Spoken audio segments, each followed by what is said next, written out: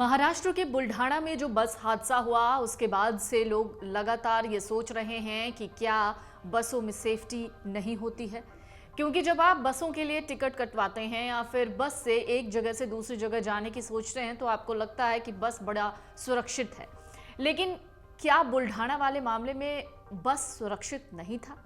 ऐसे कई सवाल इस वक्त उठाए जा रहे हैं कि क्या बसों में एक अलग तरीके की सुरक्षा होनी चाहिए। एक और सवाल उठ रहा है कि क्या स्लीपर बसें जो हैं वो सुरक्षा के मानदंडों को पूरा नहीं करती हैं। तो बुल्ढाना हादसे के बाद एक बार फिर से ओवरनाइट स्लीपर बसों के सुरक्षित होने पर सवाल उठ गए हैं। ये पहली घटना नहीं, लेकिन हाल के दिनों में इस तरह की अब तक की सबसे बड़ी दुर्घटना है समृद्धि महामार्ग एक्सप्रेसवे। 1 जुलाई को हुए बस हादसे के बाद बसों की बॉडी डिजाइन करने वाले डिजाइनर्स ने देश में स्लीपर बसों पर बैन लगाने की मांग की।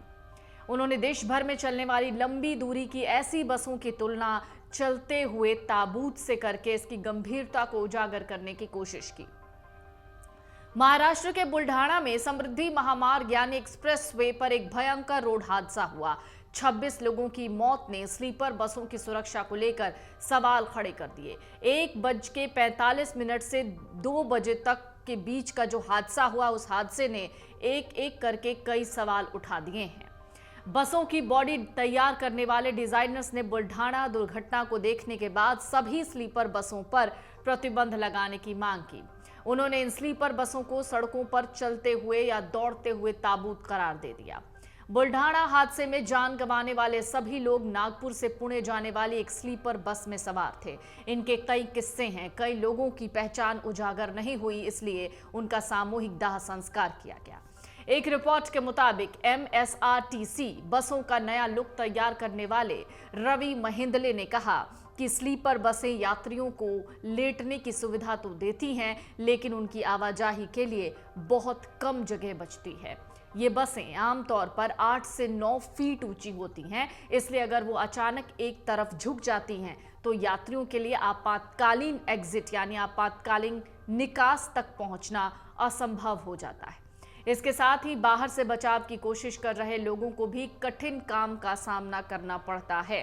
अब जरा सोचिए, एक बस है स्लीपर बस जिसमें गद्दे लगाए गए हैं लेटने के लिए, जिसमें लोग लेटे हुए हैं, एक एग्जिट द्वार है, एक एग्जिट विंडो बनाई गई है। अगर बस पलट जाती है तो एक तरफ का पूरा जो रास्ता है वो बंद हो जाता है निकलने का, तो फिर लोग अब उसमें निकलेंगे कैसे, क्योंकि अचानक से आग लग जाती है। किसी भी यात्री को बाहर निकलने के लिए पहले 8 से 9 फीट ऊपर चढ़ना पड़ता है। इसके साथ ही एक्सपर्ट्स ने राजमार्गों पर रफ्तार की सीमा को कंट्रोल करने की जरूरत पर भी जोर दिया।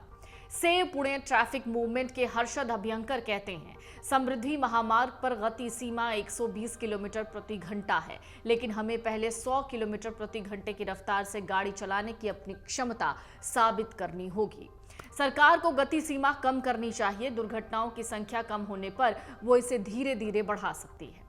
इसके अलावा ये राजमार्ग सीधा है, कोई मोड़ नहीं और मंजरों में भी ज्यादा बदलाव नहीं है। इसके किसी भी तरीके की कोई चेंजेस नहीं दिखते। इससे बोरियत और नींद आती है, जो दुर्घटना का संभावित कारण हो सकता है।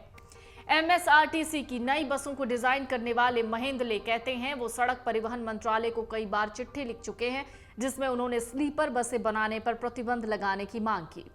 उनके मुताबिक अभी तक एक भी जवाब नहीं मिला। उनके दावे के मुताबिक भारत और पाकिस्तान के अलावा किसी भी दूसरे देश में स्लीपर बसें नहीं चलती।